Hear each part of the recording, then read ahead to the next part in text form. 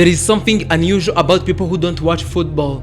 Not because it is wrong, not because it is rare. In a world where millions of people gather around screens, shout out goals, celebrate victories, and argue about teams, there are those who simply don't care. And that raises a question. Why? Because football is not just a sport, it is a culture, it is identity, it is connection. It is one of the few things that can unite strangers instantly. You meet someone new, you ask one question, what team do you support? And suddenly there is a conversation, there is an energy, there is belonging. But people who don't watch football stand outside of that, not because they are excluded, but because they never stepped in. From the outside, they often look different, quiet during matches, uninterested in conversations, disconnected from group excitement, and people notice that. They ask, why don't you watch football? As if it is something strange, as if it needs an explanation. But the truth is, it does. Because not watching football is rarely about football itself, it is about psychology. Some people don't watch football because they don't feel attached to collective identity. Football is built on belonging. You support a team, you become a part of something bigger. You win together, you lose together. But not everyone feels the need to belong in that way. Some people prefer individuality. They don't want their emotions to depend on something they cannot control. They don't want to celebrate or feel disappointed because of game. So they detach, not from football, but from emotional dependence. Others don't watch football because they think differently. While millions are focused on the same match, the same players, the same moment, they are thinking about something else. Ideas, goals, personal growth, questions about life. Their attention is not easily captured by collective excitement.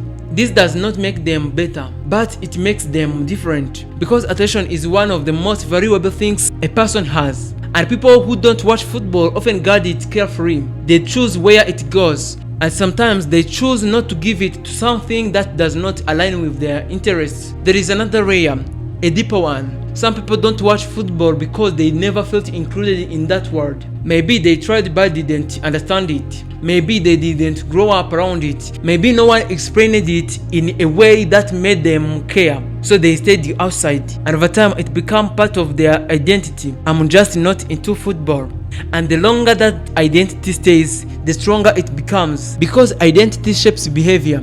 If you believe something is not for you, you stop exploring it, you stop engaging with it, you stop giving it a chance, and slowly it becomes permanent. But there is also something else, something people don't talk about. Some people avoid football because they don't like crowds, the noise, the shouting, the emotional intensity.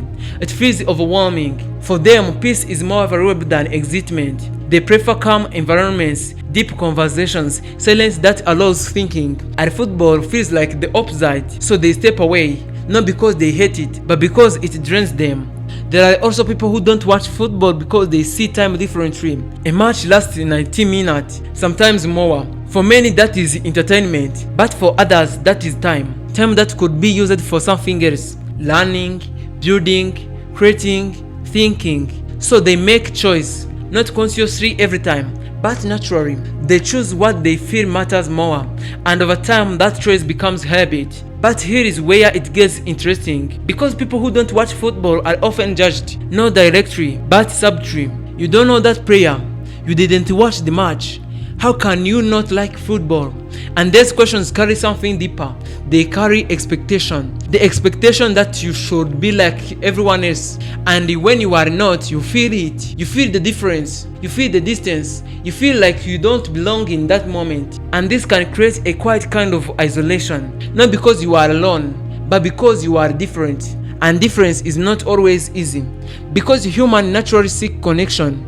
We want to relate, we want to share, we want to feel included. But when your interests don't match the majority, that becomes harder. And this is where psychology shifts. Because now it is no longer about football, it is about identity. Do you change to fit in, or do you stay the same and stand out? Most people choose to fit in because it is easier. It creates instant connection, it removes friction. But some people choose differently, not loudly, not intentionally, but naturally. They stay true to what they feel, even if it creates distance, and that requires something most people don't have: comfort with being different.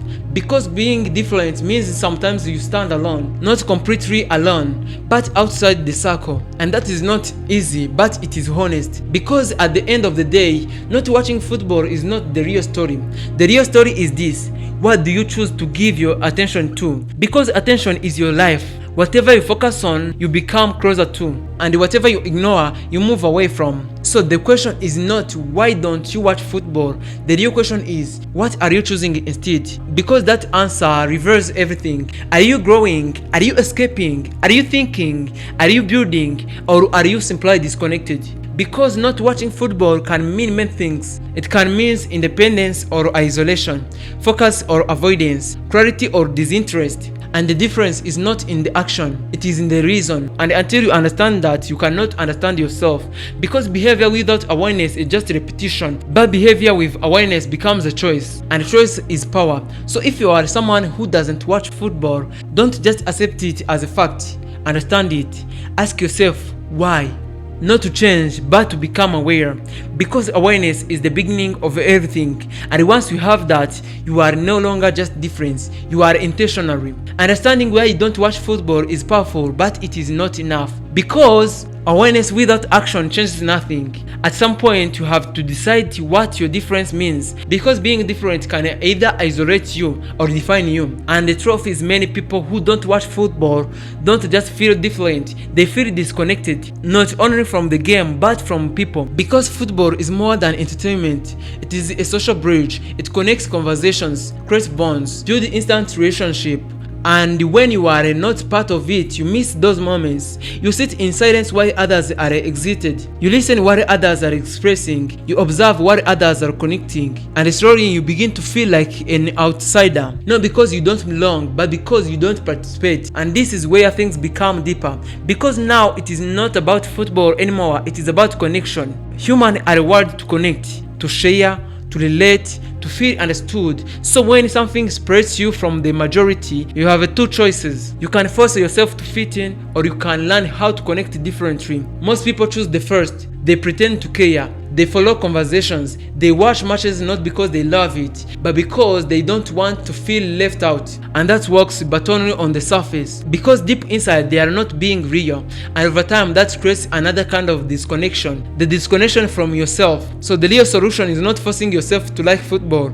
It is learning how to connect without losing yourself.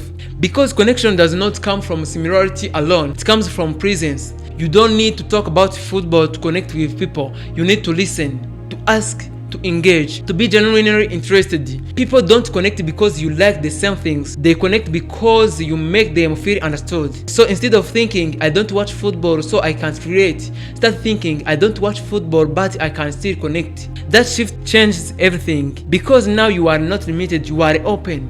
And openness is what creates real connection. But there is something else, something even more important. You need to build your own world. If you don't connect through what others enjoy, then you must connect through what you enjoy.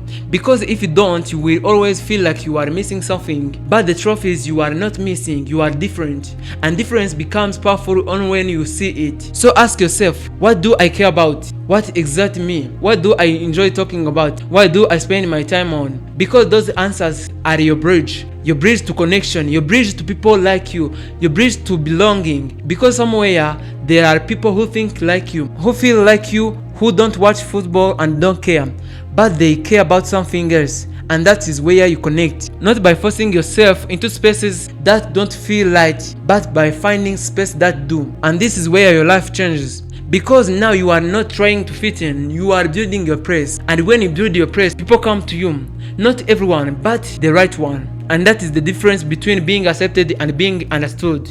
Most people are accepted, but very few are understood. And if you chase acceptance, you lose yourself. But if you choose understanding, you find your people. And finding your people is what removes loneliness. Not numbers, not popularity, but real connection. So if you don't watch football, stop seeing it as something missing. Start seeing it as something revealing. It reveals who you are, what you value, where you belong. And once you understand that, everything becomes clear.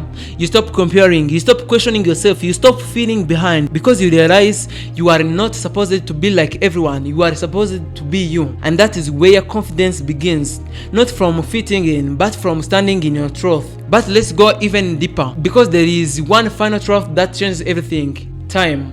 Every match you don't watch is time you keep, and what you do with that time defines your life. You can waste it or you can use it. You can scroll endlessly or you can build something. You can stay disconnected or you can glow. Because not watching football does not automatically mean progress. It just means space. And space can either be empty or powerful, depending on how you use it. So the real question is not why you don't watch football. The real question is, what are you doing with the time you saved? Because that answer defines everything. Are you becoming better or just different? But being different without growth means nothing. But being different with purpose changes everything.